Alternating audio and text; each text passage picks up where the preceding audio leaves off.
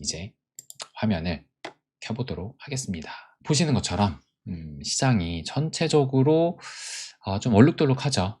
가장 중요한 것은 이 비트코인인데, 이 비트코인이 좀 빠졌다.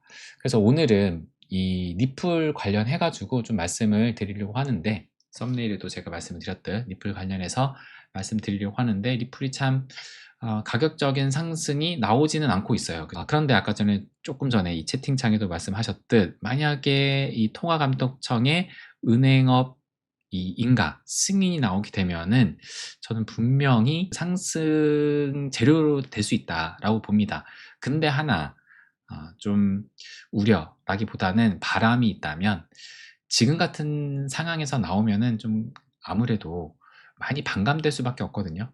그렇기 때문에 당장 빨리 그것 때문에 상승이 나오기보다는 그냥 어느 정도 비트가 다시 좀 올라오는 상황에서 좀 나왔으면 좋겠다, 그 바람은 있습니다. 그러니까 어쨌든 개별적인 호재가 나온다 하더라도 전체적인 장 흐름이 저는 더 중요하다고 보거든요. 전체적인 장 흐름이 어느 정도 좋았을 때 거기에 시너지를, 그러니까 이제 기름 붓는 격으로 더 타오를 수 있다라고 봅니다. 그래서 일단 뭐 제가 그 컨트롤을 할 수는 없지만 XRP ETF랑 좀 비슷하죠. 제가 장이 안 좋을 때 나와봤자 좋은 그 호재 하나 까먹는 거다라고 말씀을 드렸잖아요. 물론 그거보다 더 좋은 상승의 재료라고 생각을 합니다, 이 은행업 인가가. 하지만 장은 조금 더 좋아졌으면 좋겠다. 그래서 일단 한번 보시죠. 그래서 본격적으로 XRP 말씀드리기 전에 현재 장을 체크를 하고선 말씀을 또 드릴게요. 먼저 비트코인 단기적인 흐름 1시간 봉으로 좀 보시게 되면, 어제 제가 이제 밤에 이제 10시에 켜가지고 라방을 했을 때 92K를 막 두드리는 듯 했지만 좀 조금씩 빠지고 있었어요. 근데 결국에는 계속 쭉 빠지더니만 12시를 전후로 해가지고 빠져서 90K를 한때는 또 깨는 흐름이 나왔다가, 그러다가 이제 아침 되면서, 오늘 아침 되면서 다시 살짝 올라왔지만 또 이렇게 다시 빠지고, 그러면서 현재는 90.4K를 보이고 있습니다. 그래서 제가 어제 라방에서도 말씀드렸던 게, 지금 비트코인은 매 가격대마다 다 저항이라고 말씀드렸어요. 그래서 단기적으로는 92K 뚫느냐 마느냐, 이 92K를 지금 뚫어주느냐 마느냐, 그 위치에서 결국에는 지금 못 뚫었습니다. 근데 92K 뚫으면 바로 이 박스권 94K를 뚫어야 되거든요. 지금 94K에 막혀가지고 다시 내려온 것이기 때문에 92K 뚫으면 94K 뚫어야 되고, 또 94K 뚫으면 또 95K가 또 있다고 말씀을 드렸죠. 일단 보시는 것처럼 일봉으로 또 보게 되면은 이 하락 추세, 요길 뚫기 위해서는 95K를 넘어서야 된다라는 것을 말씀을 드렸습니다.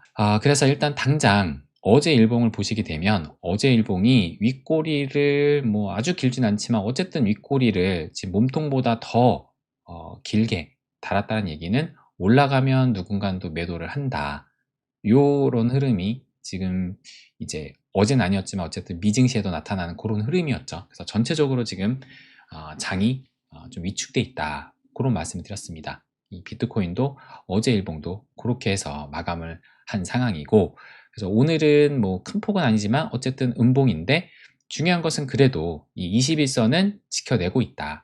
단기 추세선으로 보고 있는 21선, 이것도 이제 지켜주는 게 중요하긴 하거든요. 여기를 또 깨면 또 단기 추세가 다시 한번 또 이 하락 추세로 흐를 수 있기 때문에 여기를 지켜주는 것이 중요하긴 하다. 그렇다면은 어제 이 미 증시는 어떻게 마감을 했는지 또 간단하게 보게 되면은, 보시는 것처럼 전체적으로 좀 붉습니다. 그래도 그나마 이 엔비디아하고 마이크로소프트가 상승을 좀 유지를 해줘가지고 그래도 낙폭을 좀 줄였다. 그러니까 여기 빼면은 뭐 전체적으로 좀 붉은 하락세를 보였을 텐데, 그나마 이제 이 대장주 1등, 2등이 버텨줬다라는 것을 알 수가 있습니다.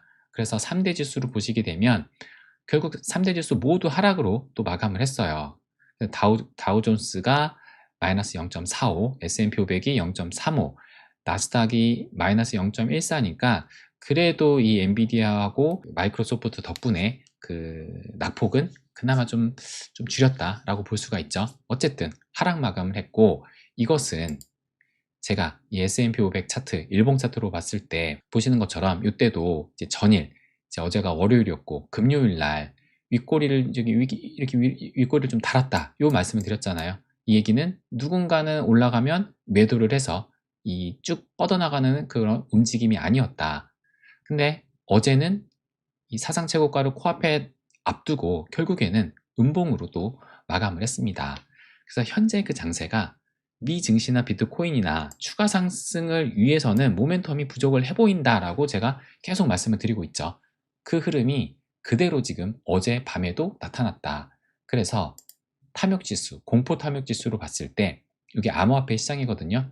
여전히 지금 마찬가지로 22일을 보이면서 극도의 공포 장세를 계속 보이고 있습니다. 그래서 지금 어제, 지난주, 또 지난달까지 해서 계속적인 이런 공포 장세가 암호화폐 시장은 지속되고 있다라는 것을 알 수가 있고, 지금 미 증시도 마찬가지로 사상 최고가를 눈앞에 두고 있지만 31이에요. 어제 우리가 밤에 체크했을 때가 40이었거든요. 근데 지금 31로 내려오면서 공포 단계에 왔다. 지금 공포 단계 여기까지 왔으니까 조금만 더 내려가면 이제 극단적인 공포까지도 내려가요.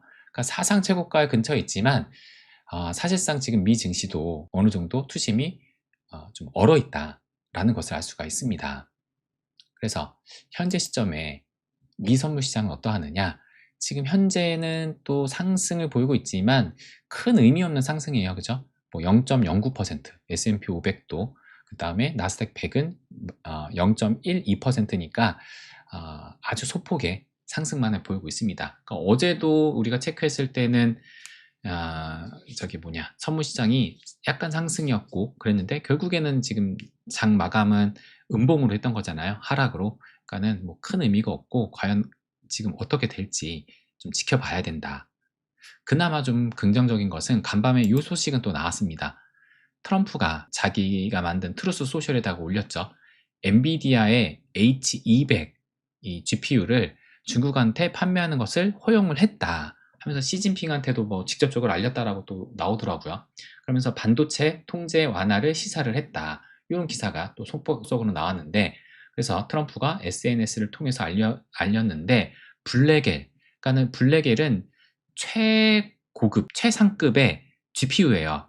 그러니까 그거보다 한 단계 아래인 H200이라고 보시면 됩니다. 그럼에도 강하거든요. 그러니까 원래는 H20까지만 허용을 했었어요. 근데 이제 그거는 사양이 이제 많이 낮았었고, H200도 H20하고 그 비교를 하면은 월등히 높거든요. 그러니까 충분히 이제 고사양으로 볼 수 있는데, 그거보다 더 높은 것이 블랙엘 하고 하나가 더 있는데, 어쨌든 그래도 고사양의 이 GPU도 지금 판매를 허용을 했습니다. 근데 조건이 있었죠. 미국이 안보를 유지해야 한다는 유지 조건은 있으면서 실질적으로 중요한 것은 이 엔비디아가 판매한 25%는 미국 정부한테 다시 토해내야 됩니다. 제공하는 조건으로 판매를 한 거예요. 어쨌든 젠슨왕이 이 로비를 통해서 이것을 이끌어냈기 때문에 로비가 통했나, 그러면서 이제 엔비디아가 시간에서 2% 상승이 나왔다. 현재도 그런가? 그러네요. 현재도 2% 정도 상승이 나오면서 이제 190달러를 아까 전엔 찍었었는데 이제 190달러 거의 근처까지 온 상황입니다. 그래서 그나마 이 지금 AI 대장주 엔비디아가 이제 중국 매출이 다시 올라갈 수 있겠죠. 그렇게 되면은 다음 분기 언제 뭐 정확히 될지 모르겠지만 이제 앞으로 또 실적 발표할 때 중국 매출은 지금까지 다 제외하고선 발표했거든요. 중국 매출까지 포함을 하게 된다면 앞으로 실적 발표할 때 또 이 어닝 서프라이즈가 나올 가능성이 높으면서 시장은 또 긍정적으로 흐를 가능성이 있지 않나. 어쨌든 중국 판매 요것은 긍정적인 저는 소식이라고 봅니다. 그래서 엔비디아 주가도 올라갔고, 일단 중요한 것은 그러면 이제 비트코인이잖아요. 비트코인은 제가 어제도 말씀드렸듯 이 중요한 가격대는 이 하락 추세를 돌파하는 95K와 여기를 돌파하면 진짜 중요한 것은 이제 여기다 말씀드렸죠. 98K입니다. 0.382 여기를 넘기느냐 마느냐에 따라서 제 개인적으로는 시즌 종료로 가느냐 안 가느냐가 갈릴 수 있다라고 말씀드렸죠. 그러니까는 뭐 시즌 종료가는 간다 하더라도 뭐 100K 대 그러니까 50주선 아니면은 뭐 361선인가 그런 위치까지도 갈 수 있다라고 했는데 저는 실질적으로 0.382도 못 넘길 수 있다라고 봅니다. 왜냐하면 지난 패턴에서 진짜 시즌 종료라면은 반등이 그렇게 높지가 않거든요. 여기까지 갈 수가 없습니다. 0.5까지도 간 적이 없었다. 다 0.38에서 꼬꾸라졌었다.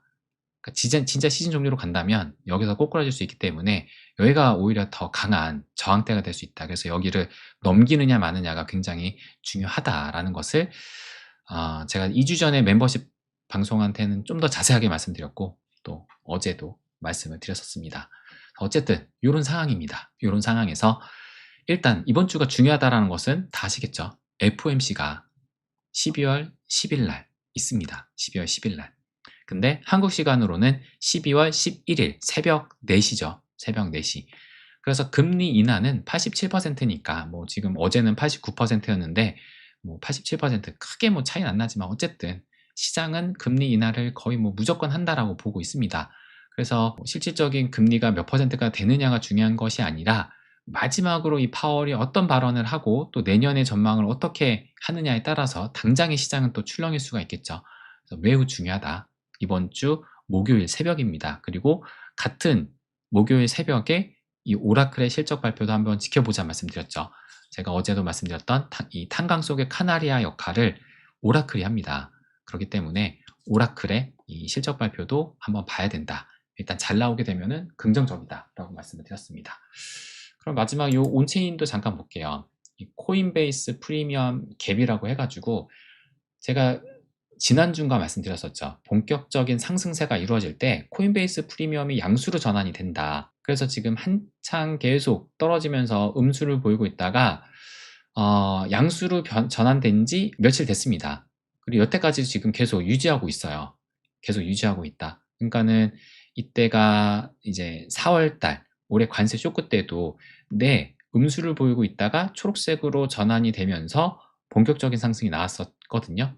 지금도 어쨌든 좀 지지부진하긴 하지만 저점은 올라가고 있는 상태에서 양수가 나왔다. 긍정적으로 볼 수 있다.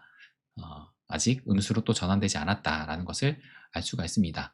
그러면서 제가 또 하나 말씀드린 것이 이 펀딩비예요. 그래서 최근에 이렇게 은펀비가 나왔다라는 것을 말씀을 드렸었잖아요. 그러니까 은펀비가 나왔다는 것의 의미는 보시는 것처럼 은펀비가 나오는 경우가 얼마 없어요.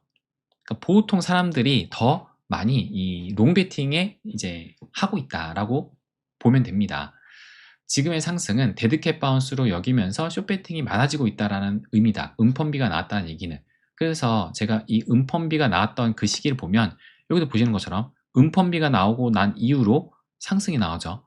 은펀비가 나오고 난 이후로 상승이 나오고 은펀비가 나온 이후로 상승 나오고 이때가 이제 관세 쇼크인데 이때도 은펀비가 계속 나오다가 이때는 그래도 계속 이 양펀비가 나왔고 은펀비가 나오다가 이때도 은펀비 나오다가 결국 상승으로 가는 흐름이 나왔습니다. 그러니까 은펀비가 나왔다는 것은 시장 심리가 이제 하락으로 많이 보고 있는데 오히려 그게 인간 지표가 되면서 오히려 상승으로 갈 수 있다라는 것을 말씀을 드렸습니다. 그래서 지금도 다시 또 전환이 됐네요. 아까 전만 하더라도 그러니까 아침에는 또 은펀비였다가 다시 양펀비로 전환이 됐는데 지금 또다시 은펀비로 전환이 됐습니다. 그러니까 지금 아직도 심리는 여전히 이제 숏베팅을 보는 이 투자자들도 많아지고 있고 여전히 심리는 죽어 있지만 오히려 이것이 시간이 지나면 이렇게 상승하는 그런 흐름을 기대해 볼 수 있다라는 것을 이 펀딩비로 말씀을 드렸습니다.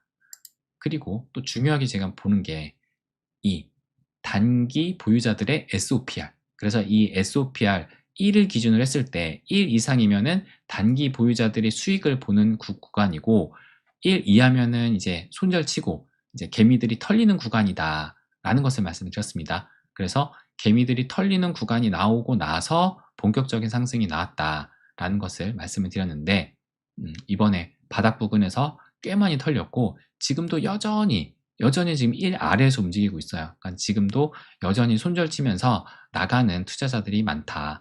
아까 전에 그 채팅창에 하연 아빠님도 말씀하셨죠.